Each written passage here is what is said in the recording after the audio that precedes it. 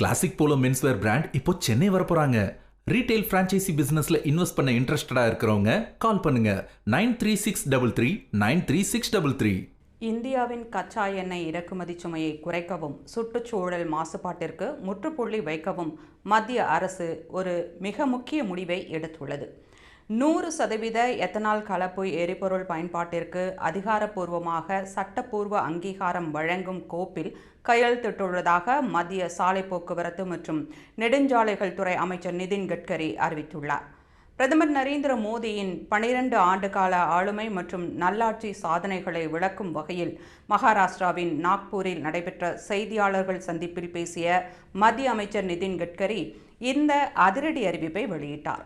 100% ethanol பயன்பாட்டிற்கான விதிகளை உருவாக்கி அதற்கான சட்டப்பூர்வ விதிமுறைகளை வழங்கும் கோப்பில் நான் கையெழுத்திட்டுள்ளேன் என்று அவர் மகிழ்ச்சியுடன் தெரிவித்தார்.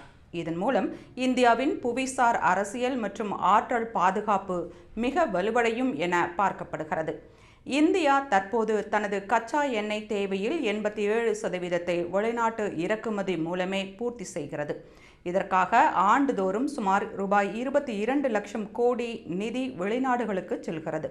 எத்தனால் பயன்பாடு முழுமை பெறும்போது இந்த மாபெரும் இறக்குமதி சுமை படிப்படியாக குறையும். கரும்பு சக்கைகள், அழுகிய சோளம், அரிசி ஆகியவற்றிலிருந்து எத்தனால் தயாரிக்கப்படுவதால் இந்த திட்டம் மூலம் நாட்டின் ஊரக பொருளாதாரம் மற்றும் விவசாயத்துறைக்கு ரூபாய் 3 லட்சம் கோடி வரை கூடுதல் வருவாய் கிடைக்கும் என மதிப்பிடப்பட்டுள்ளது. நாட்டின் விவசாயிகள் பெருமளவில் பயனடைவார்கள்.